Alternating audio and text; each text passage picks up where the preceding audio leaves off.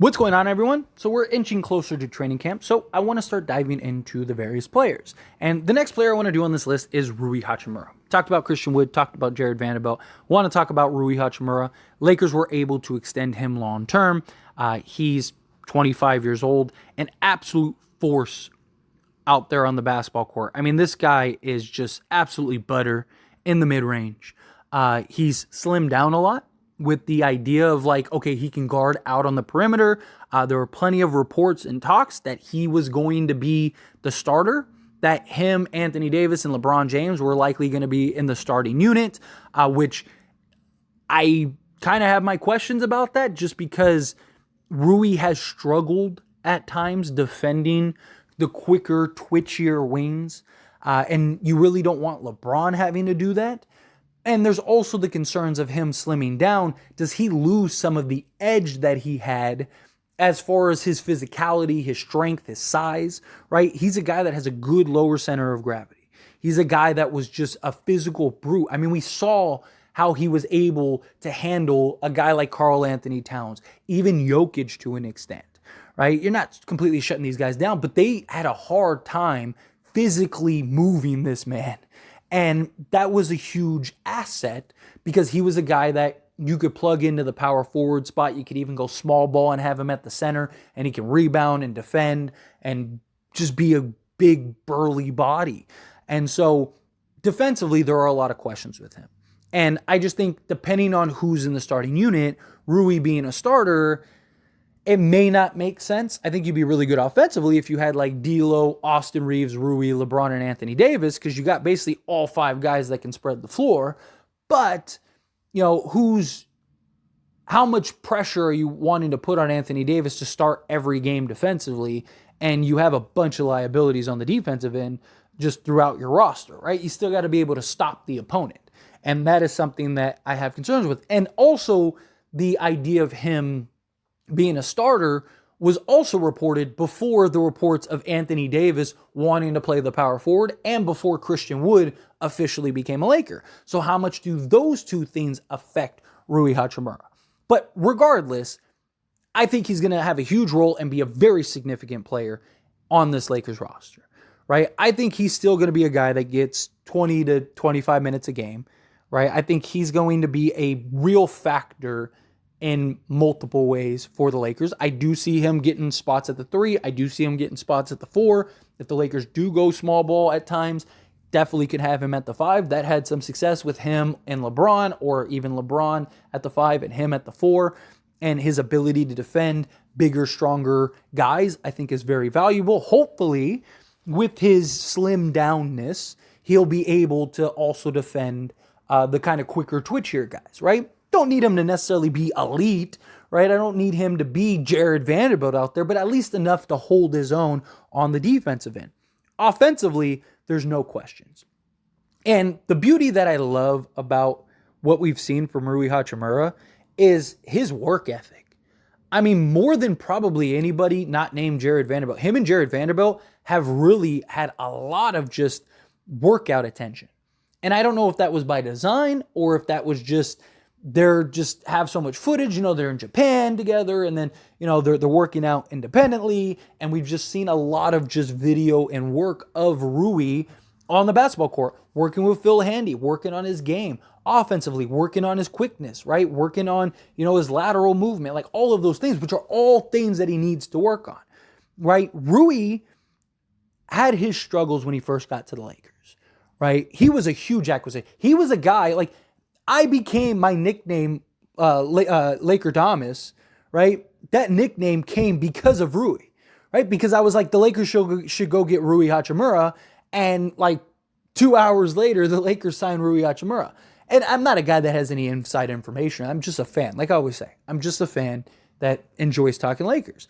But it just made a world of sense to me. And it was a guy that was obtainable. And when we got him, I was stoked.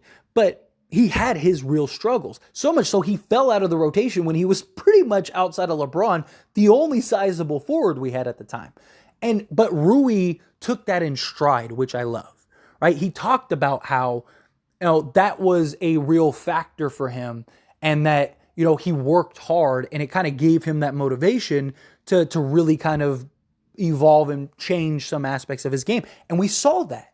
We saw his little shot hitch that he had get fixed and kind of sorted out. And it just skyrocketed him in the back half of the season, and then especially in the playoffs. And this is a guy that's not afraid of the moment, right? He played 24 minutes a game for the Lakers, which is 2 minutes more than he played in the regular season, and gave you 13 points, or 12.2 points, gave you 3.6 rebounds, but he was so efficient. He was 55.7% from the field, and he was 48.7% from three, and 58.7% from 2-point range with a 63% EFG.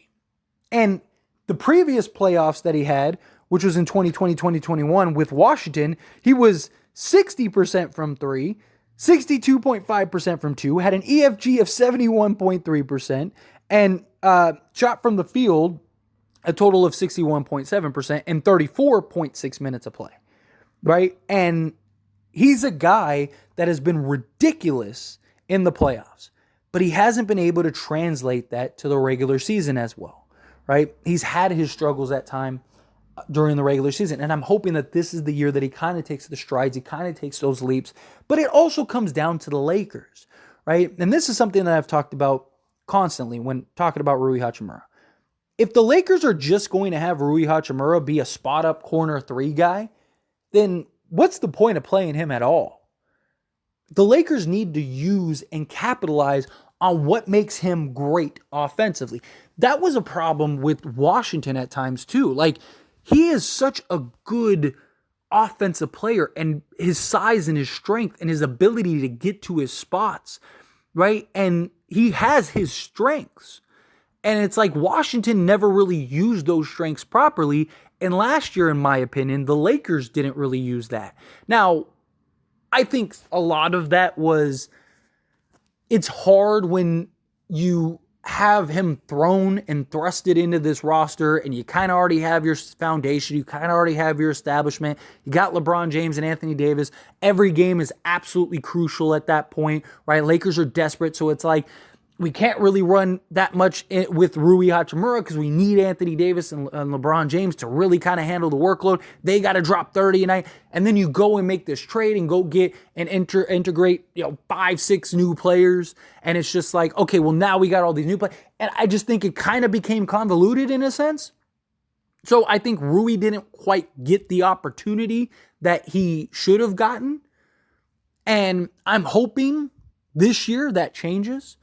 Because, again, if he's going to just be a corner spot up three guy, you're not using him properly. I'm not saying he can't ever do that. I'm not saying you have to run your offense through him every possession. No. But he is an absolute weapon in your arsenal. Use him that way. This is a guy, I mean, there were so many times in the regular season, and especially the playoffs, where the Lakers' offense was just absolutely stagnant. And it was like, run some pick and pops for Rui. Put him on the block. Let him go to work, right? He has an advantage. He's eating these guys alive. Run some sets. Why is he just standing at the three-point line? No one else's buckets are falling. Give this man a shield, right? Like, it's just, I want to see that from him. And to an extent, he needs to be more assertive and more demanding and more aggressive, right? He was very passive at times with the Lakers, which is fully understandable. Brand new team, brand new environment, right? Got LeBron James and Anthony Davis on the roster. Austin Reeves is emerging at this time and kind of just taking over for the Lakers in a lot of ways. So, I get him kind of not being as demanding as I needed him to be or I wanted him to be, which, again, it happens. But this year, I'm hoping to see that. This year, I want to see him establish position and call for that basketball. There would be times where he would establish position and then just wait, not say, not clap, not wave his hands, nothing. And then they would look him off or they wouldn't see him. And then he would just go to the corner and then it just became a dead possession or he just had no involvement, whatever. Where it's like, I want to see him get on the block and demand, give me the bat. I'm right here. Look at this. Pay attention. Really establish yourself as like, hey, look over here, dummy. Like, let's go. Give me the ball, right? Like, I want to see that. Demand that. right? And I want to see Darvin Ham put him in position to succeed. This guy is a guy that I fully believe could be a 25-point a game guy if given the real opportunity. I'm not saying he'll be that this year, but this guy is very likely going to be LeBron James's replacement, and he's very likely going to have a big role in the offense at some point. How can you have him do that when you have 2 years or whatever of him just kind of being a spot-up guy and having no involvement really outside of a possession here and there on the offensive side? And so he's adjusting and making changes to his game and evolving to be that type of fit player. And now it's like, okay, well, now you get your opportunity to shine. And it's like, well, now I got to change my game again. Like, because I've been working to build my game to play alongside LeBron and play alongside Anthony Davis and just basically be a spot-up guy, right? So now I got to get back. Maybe now I need to add some more muscle and some more weight on. Maybe I need to do X, Y, and Z, right? Like, I fully believe in Rui Hachimura. I think he has a lot of potential. I don't think he's absolutely untouchable. I don't think he's like, again, I don't think he's ever going to be like a star or anything like that, but I think he has the potential to be a very good player that is a very valuable asset that can absolutely get buckets, right? Could he even be an all-star one day? Maybe. I wouldn't be shocked, right? He's still very young. Like, he still has 2 or 3 years before he's even entering his prime, right? And if he continues to put in the work ethic that he does, and if he's given the proper opportunity and role, right? Like, why did Austin Reeves explode on the scene? Because he was given the opportunity and then continued to give the opportunity, right? Like, even in the playoffs, Rui was killing it. And it's like, that dude should have been getting more attempts. That guy should have been getting more offensive attention. And it was just like, dude, the guy just made 4 straight buckets and you're going away from him? You're spotting him back up at the 3 when he just knocked down like 3 middies in a row? Like, it's just, things like that drive me crazy. And like, if you were, a subscriber to this channel and you were watching the watch along live stream and stuff like that, I was screaming that and calling it like give the ball to Rui. Like, I think Rui has the potential. I think Rui is going to be huge for this Lakers roster this year and for the foreseeable future, right? And I don't think he's as big of a need as he was last year, right? Because now you have other guys, right? You have, obviously, Jared Vanderbilt capable of doing things. You have Christian Wood that can play the 4.